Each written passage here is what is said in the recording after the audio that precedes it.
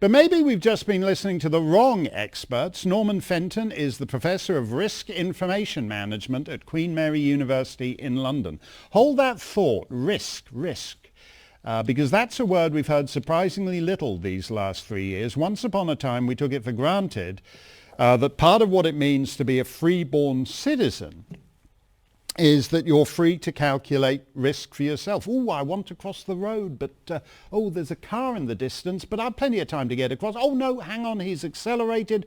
I'd better wait till he's gone by. Well, under the prevailing ideology in the Western world since February 2020, you will never get to cross the road at all. Professor Fenton joins me now. That word risk, there, you can see vague allusions to it in some of these emails that have been leaked from governments in London. I think there's one email of Boris Johnson to Matt Hancock where he points out the actual risks of this virus. We have upturned everything because nobody seems to have factored in risk. You're right. I mean, this notion of individualized risk-benefit analysis was completely removed during the COVID era. And it's kind of like replaced by this lock-stop approach, which was all about achieving zero COVID risk without taking any account of the costs involved. I mean, that's why we ended up with 99% of the population who were never at risk from COVID being locked down, supposedly to protect the 1% at risk. And what we've been doing for the last 3 years is showing that this was all driven anyway by flawed definitions of models and easily manipulated statistics that were always designed to mislead the public about risk. Now, when you say that, I take it you're referring to Professor Pantsdown at Imperial College and these kind of chaps who, I think their predictions for Omicron, which was totally harmless, their predictions for Omicron were that 600 people were going to die every day from it in the United Kingdom. How come he's an accepted expert and someone like you doesn't get accorded the same treatment by the media? Oh, because it's all about certain academic elite. It's kind of like there's a sort of a leftist, well, more than just a slight leftist bias in all of those who, strangely, a conservative government decided to appoint its advisors. But it's because that's the way academia works. They are a kind of like a self-protected elite, and they only recommend and promote the people who are kind of like sympathetic to that particular worldview. And it's not so much those models, these sort of imperial models. I think it goes much beyond that, because the thing is that COVID was never anything like as lethal as was claimed, but it was things like mass testing of healthy people with the flawed PCR test, which created enough so-called COVID cases and deaths to convince people that effectively vaccines were the only way out. And then they used flawed methods and data, nothing to do with the imperial stuff, but just simple flawed statistical methods to convince people that the vaccines were effective and safe when they were neither. And indeed, a lot of what we've been finding out about the flawed data is actually especially relevant to your Ofcom case.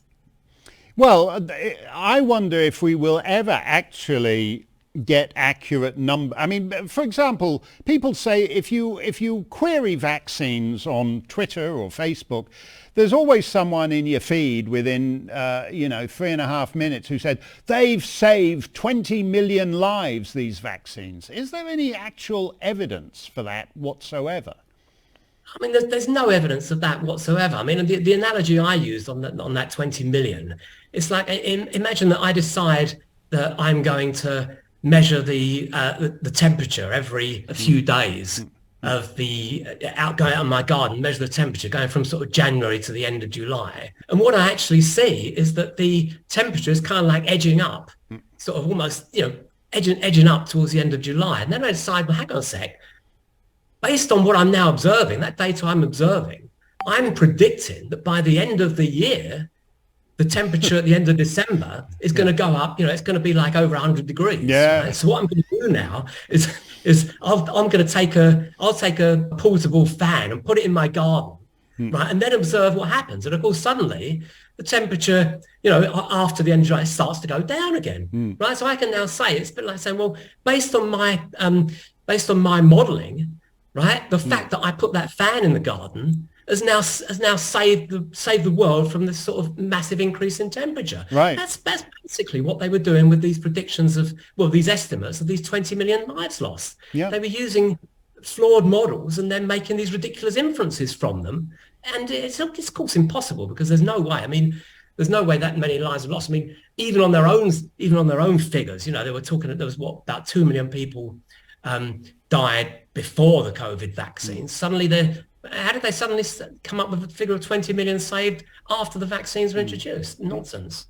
Do you think we will, when you say, 2 million died before the COVID vaccines, and, we have all these anecdotal things. There was some chap, I think he was in Minnesota, who got thrown from a car and died, but because he happened to test positive for COVID, that was put down as a COVID death. Do you think we'll ever actually have and we now see, for example, that the median age of COVID deaths in England and Wales is something like 5 or 6 years beyond a life expectancy in England and Wales. I mean, to come back to your word, risk, and what you do at Queen Mary University, in what sane world do you tank the global economy for something that kills people who are 5 or 6 years older than average life expectancy? Well, you don't. And this, I should say that I officially retired from Queen Mary at the end of 2022, but I'm still emeritus professor. But they're all the best these days. They're all the best ones, because they're exactly, you're one of the last non-woke professors in the Western world. Exactly.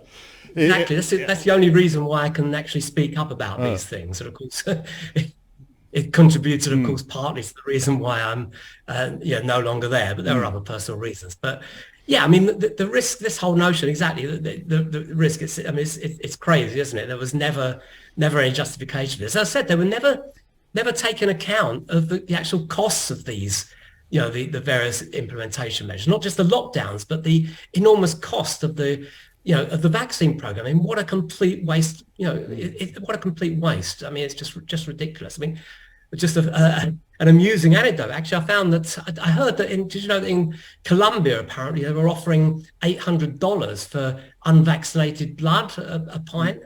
So you're going to get this situation soon that the vaccinated will be kind of like looking to get fake certificates to prove that they're unvaccinated. But I mean, it's all nonsense. No, and they're going to be like vaccine vampires. They're going to be pouncing on vaccine virgins in remote villages in Carpathia, and using them for their blood transfusions and things. Are you going on to your point? Going on to your point about this data and about the way they were defining, cases that everybody was basically.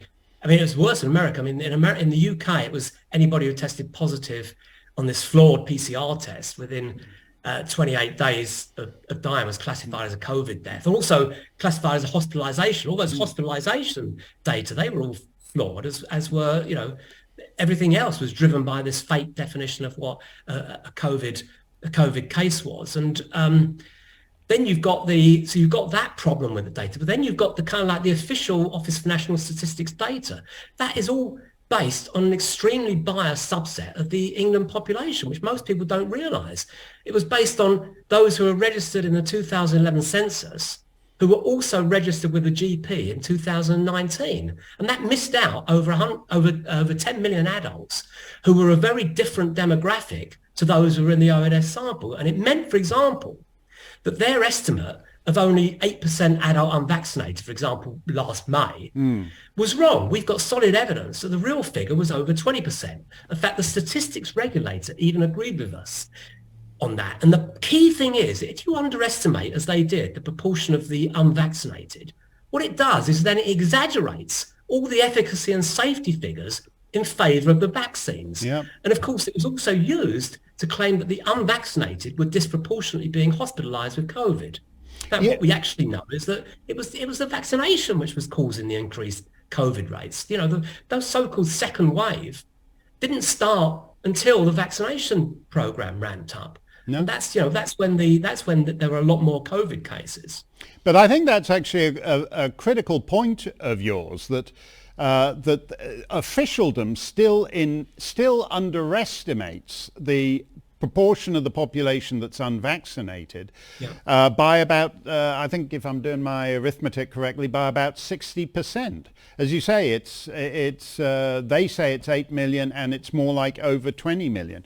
It's 8% rather than 20%. Yeah. Yeah. What's behind the relentlessness of the propaganda? I mean, this is what is so bizarre. Naomi Wolf's theory is that, in a certain sense, these people are complicit in a great crime, and if that is the case, then you need to keep the crime covered up, because the minute you back off it, it's all going to crumble. But some of this monkey business was going on even before people started dying from the vaccine or getting injured from the vaccine. This one-size-fits-all propaganda.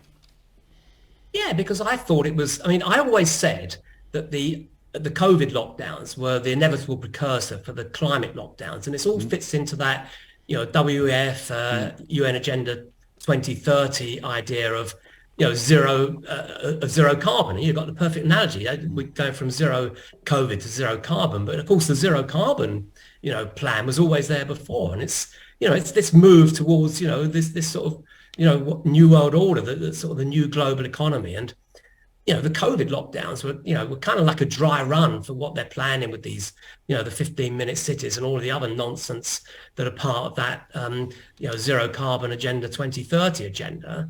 And that's why they have to keep up this. I think I always thought that a key component of that was going to be the idea that if you were going to move, part of that was going to be the idea, the movement towards a digital ID, an international digital ID. And if you wanted to actually implement that, I think that having vaccines mandated and kind of like registered it as part of that digital ID was always a critical component of it. And so they have to create this. Not only do they have to drive people to this, to get the vaccinations, but they have to create this impression that the only people who are not vaccinated is some kind of tiny fringe minority. Right, and then the government the Canadian government demonizes the unvaccinated as racists. And Monsieur Macron in Paris says they're not even citizens. And then whichever German minister it was says they're enemies of the state. It's so obvious in a way that, and you've seen it in so many crappy conspiracy movies, you wonder why people are actually falling for it in real life. Thank you very much, Norman. It is great to see you, and that's The View. That's been our Norman and Naomi show, The View from both sides of the Atlantic on where we stand on this right now. But don't go anywhere, because we're coming right back in just 30 seconds. Okay, so I was on the Mark Steyn show tonight, and there are a few points that I was hoping to make but never got around to making, maybe a bit of nerves. And one of the main points I really wanted to make was the thing about the flaws and systemic biases in the official government data, in particular from the Office for National Statistics, when reporting on COVID vaccine safety and efficacy.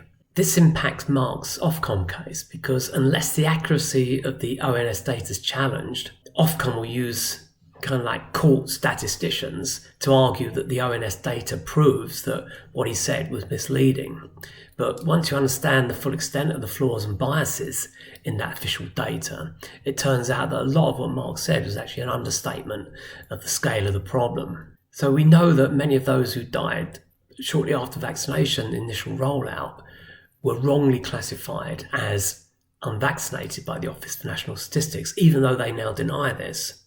But if you believe the ONS data, then you also have to believe that not taking the vaccine causes you to die from illnesses other than COVID, because when the vaccine was rolled out, the non-COVID mortality of the vaccinated suddenly increased.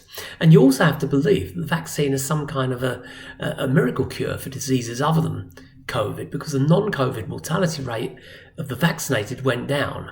In fact, this is a so-called healthy vaccinee effect in the ONS data that biases all the results in favour of vaccine safety, and which the ONS has never adjusted for. And the other crucial point, which I wanted to point out but didn't, was that all of the trials and studies which claim to show vaccine efficacy and safety are flawed because of systemic errors. For example, all of the efficacy studies classify anybody infected inside 2 or even 3 weeks as unvaccinated. Now, the idea behind this is that, well, you've got to give the vaccine a chance to work, but this is ridiculous.